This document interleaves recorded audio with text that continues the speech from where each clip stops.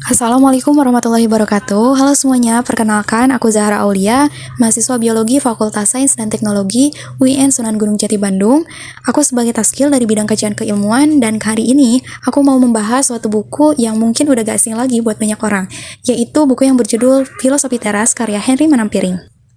Jadi, filosofi teras ini sebenarnya memperkenalkan kita pada Stoicisme, sebuah filosofi hidup dari zaman Yunani dan Romawi kuno. Henry Manampiring nulisnya dengan bahasa sehari-hari, banyak analogi modern, dan yang paling penting, relate banget sama kehidupan kita hari ini. Ada 3 poin utama yang akan aku review pada buku ini. Poin yang pertama yaitu dikotomi kendali, salah satu konsep yang paling penting dalam filosofi teras, yang berarti membedakan mana hal yang bisa kita kendalikan dan mana yang tidak.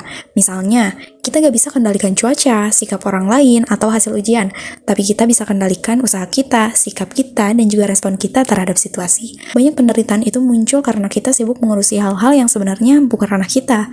Filosofi ini ngajak kita untuk fokus terhadap wilayah internal alias pikiran, niat, dan juga tindakan kita sendiri.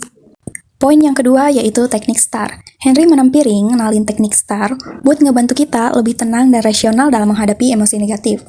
STAR adalah singkatan dari Stop, Think, Assess, dan Respond. Pertama, stop.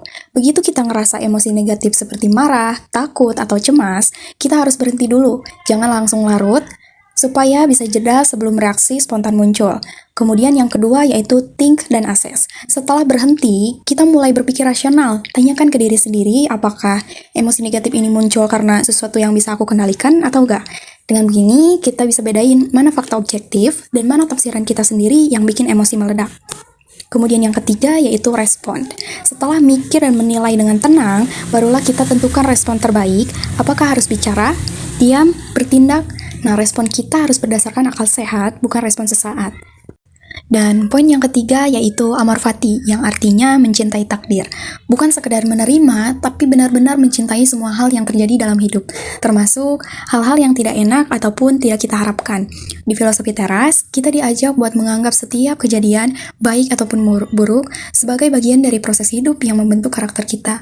Misalnya, gagal, ditolak, atau kehilangan, itu semua bukan akhir, tapi bagian dari perjalanan yang perlu kita peluk. Jadi, itu tadi 3 poin yang aku ambil dari buku Filosofi Teras. Kalau kalian udah pernah baca atau punya poin lain yang menurut kalian penting, tulis aja di kolom komentar. Sampai ketemu di review berikutnya.